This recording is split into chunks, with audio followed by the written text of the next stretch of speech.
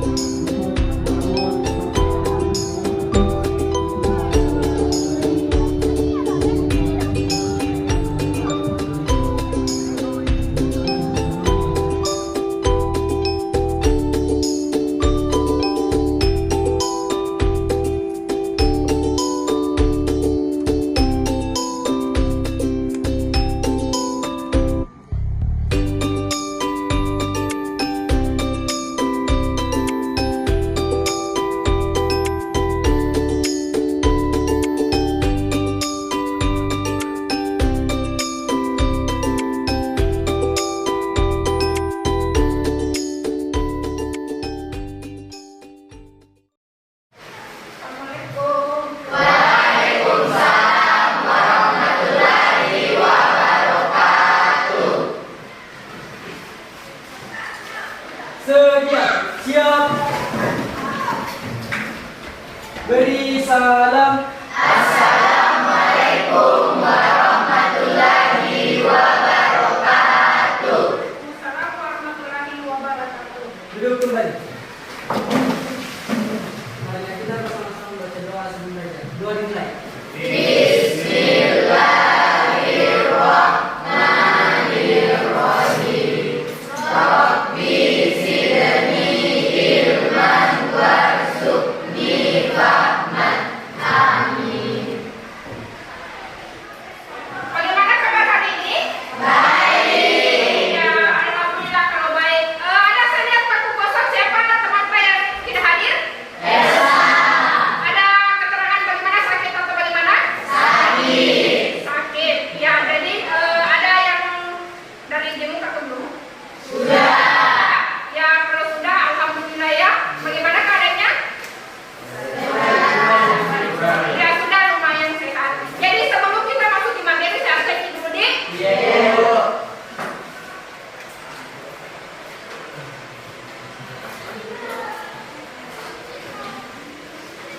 Ya, yang pertama Anggung Indira Reni. Hadir Bu. Ya. Audia? Hadir Bu. Mega. Sin. Ya. Rodia? Un. Nur Hikmah Surasari? Hadir Bu. Hakimi? Iya, Bu. Andi Asairan? Hadir Bu. Ya. Jadi alhamdulillah hadir semua ya. Jadi sekarang kita memasuki sebelum kita masuk materi masih ada yang ingat pelajaran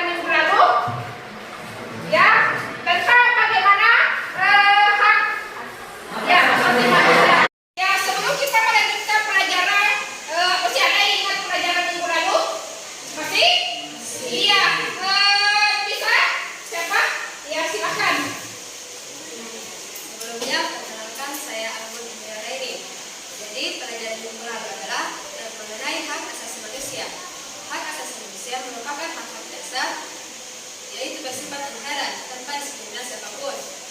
Hak-hak dasar ini memiliki sifat atau terdiri dari beberapa hak untuk hidup, hak-hak kebebasan berpendapat, atau hak-hak untuk melakukan kegiatan pribadi. Sekian, terima kasih. Atas kesempatan yang telah diberikan kepada saya, jadi sebelumnya materi yang telah dijelaskan oleh minggu lalu yaitu hak asasi manusia.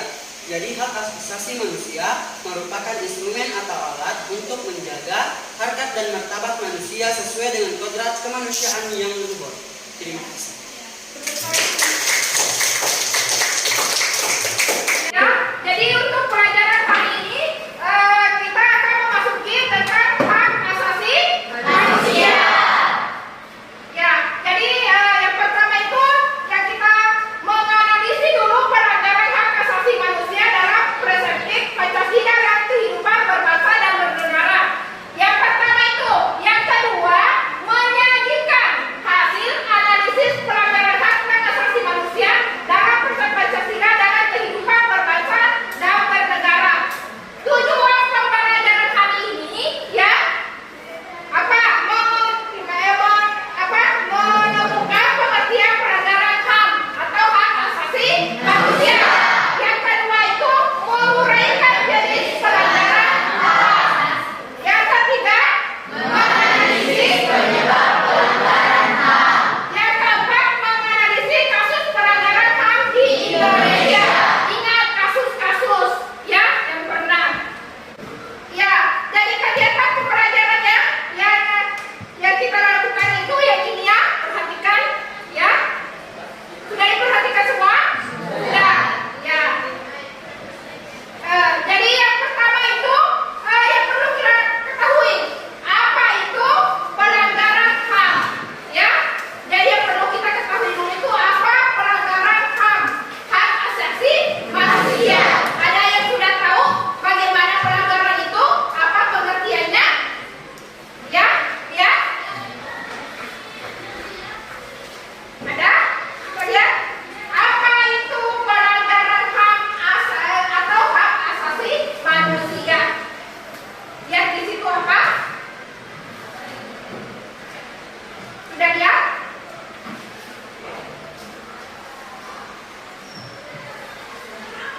Ya?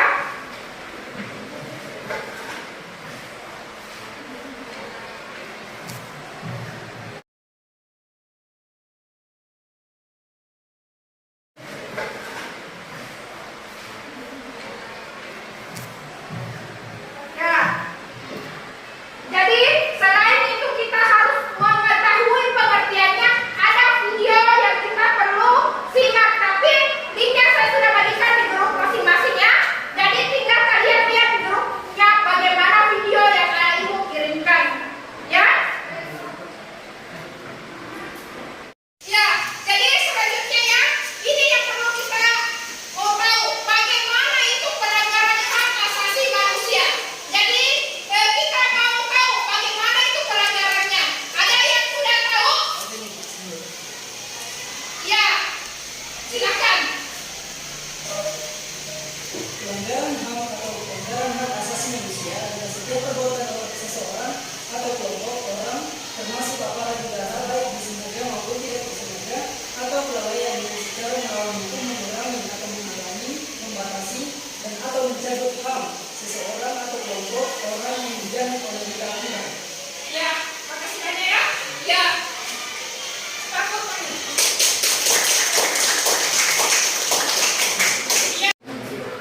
Ya, jadi tadi kan saya sudah membagikan di video yang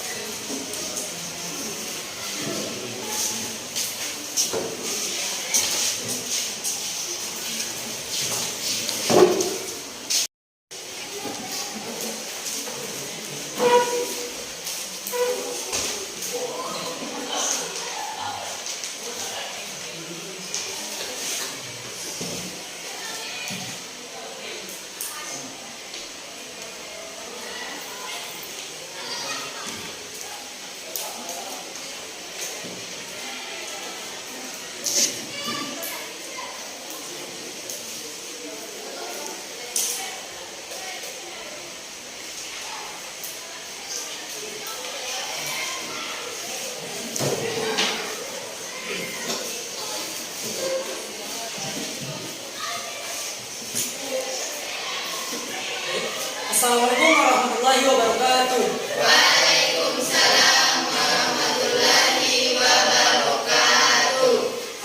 Alhamdulillahirabbil alamin. Assalatu wassalamu ala asyrofil anbiya'i wal mursalin sayyidina Muhammad wa ala ali sayyidina Muhammad. Pertama-tama marilah kita panjatkan puja dan puji syukur atas kehadirat Allah Subhanahu wa taala karena berkat rahmat dan hidayahnya kita dapat berkumpul di tempat ini dalam keadaan sehat walafiat. Salawat serta salam tetap tercurahkan kepada baginda Nabi Allah Muhammad sallallahu alaihi wasallam. Allahumma shalli ala sayyidina Muhammad wa ala ali sayyidina Muhammad. Karena beliau yang telah mengantar kita dari zaman jahiliyah ke zaman Islamiyah yang seperti yang kita rasakan saat ini. Baik, sebelum memulai presentasi pada pagi hari ini, izinkan saya memperkenalkan diri terlebih dahulu. Kami dari kelompok 1. Saya atas nama Hakimi selaku moderator. Saya Tibet Belajar sebagai pimpinan dan saya atas nama Wondres Ramadhani sebagai pembaca materi.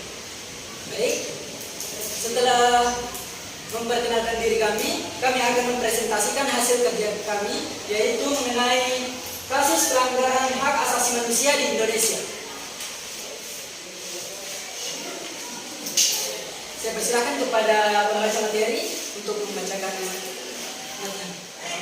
Memberikan saya kesempatan untuk membacakan materi tentang kasus pelanggaran hak asasi manusia di Indonesia.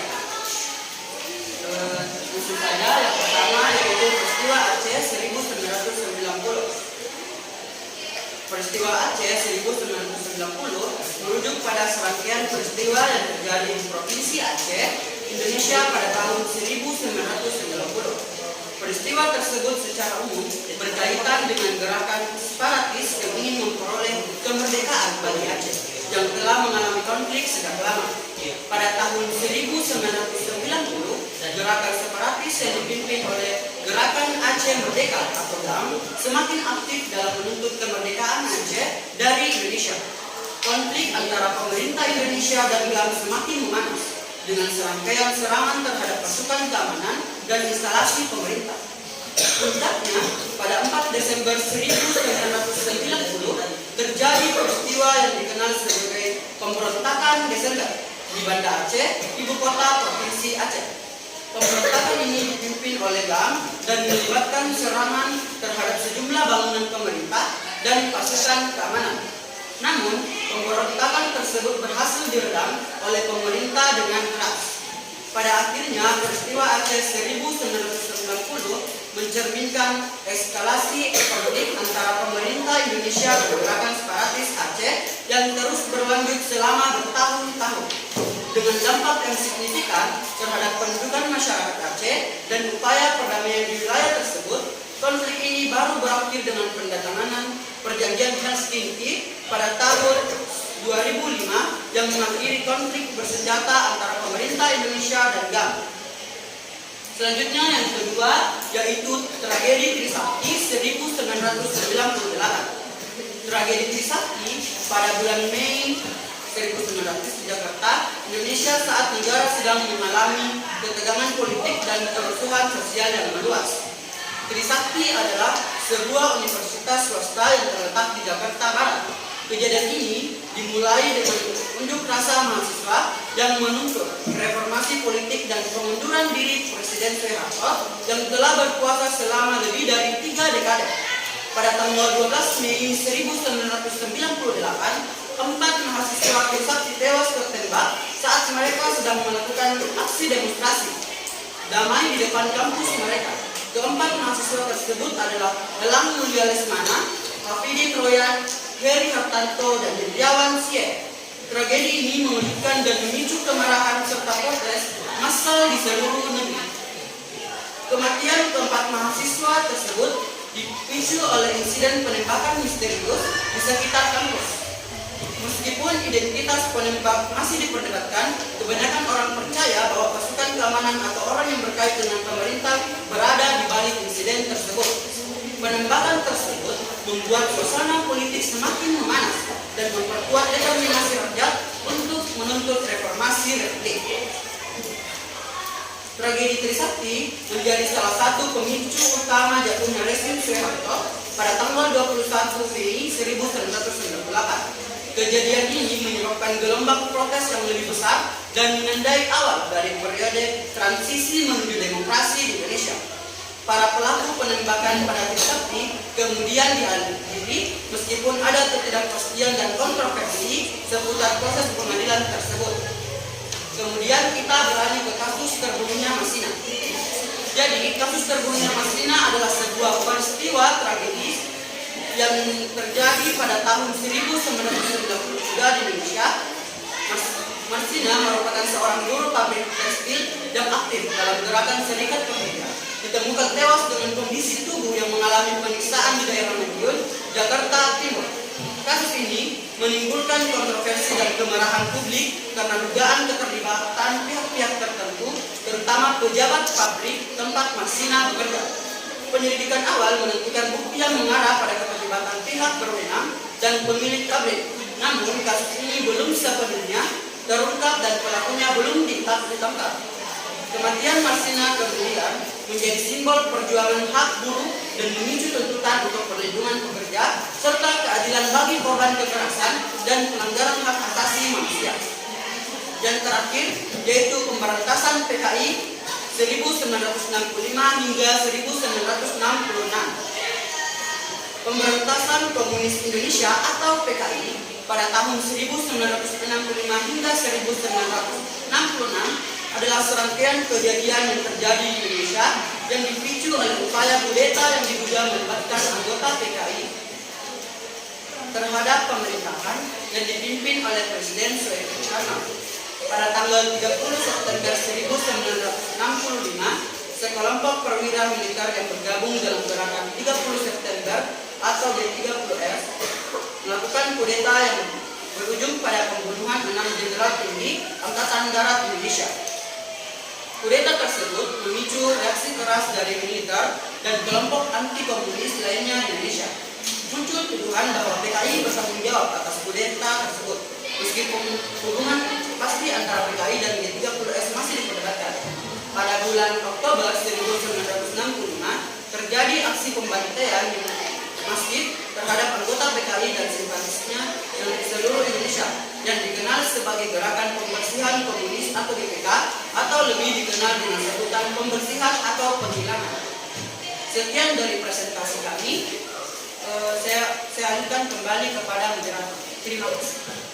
Baik, karena pembacaan materi telah selesai, akan dijawab yang berisi satu kelompok berhak mendapatkan satu pertanyaan. Baik, saya persilakan kepada kelompok dua untuk pertanyaan. Sebelumnya, terima kasih kepada moderator atas kesempatan yang diberikan kepada saya untuk mengajukan pertanyaan. Saya juga ingin mengapresiasi pemateri atas penyampaian materinya yang sangat jelas. Tadi sempat disinggung, yaitu isi perjanjian Helsinki. Coba Anda paparkan apa itu isi dari perjanjian Helsinki. Terima kasih. Baik, terima kasih kepada semua kelompok yang telah memberikan kami pertanyaan. Baik, saya akan persilahkan kepada Diri Fekrensyah untuk menjawab pertanyaan. Kesepakatan Helsinki adalah sebutan yang umum dipakai di Indonesia, merujuk pada nota kesepahaman antara pemerintah Republik Indonesia dan Kedutaan Aceh Merdeka atau GAM yang ditandatangani di Helsinki, Finlandia pada 15 Agustus 2005.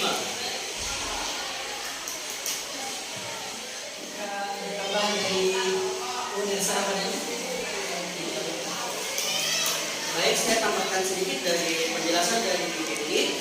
Adapun isi dari kesepakatan Helsinki atau perjanjian Helsinki, yaitu yang pertama, bagian pertama menyangkut kesepakatan tentang penyelenggaraan pemerintah di Aceh. Bagian kedua tentang hak asasi manusia.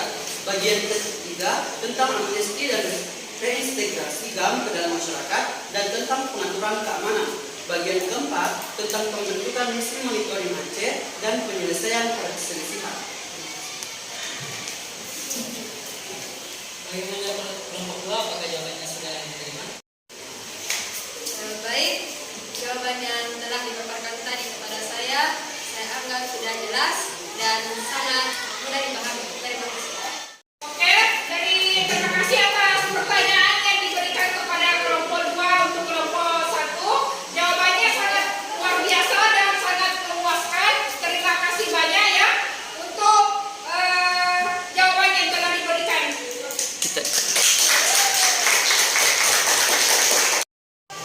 Baik, karena presentasi pada pagi hari ini telah selesai, kami tutup dengan ucapan wassalamualaikum warahmatullahi wabarakatuh.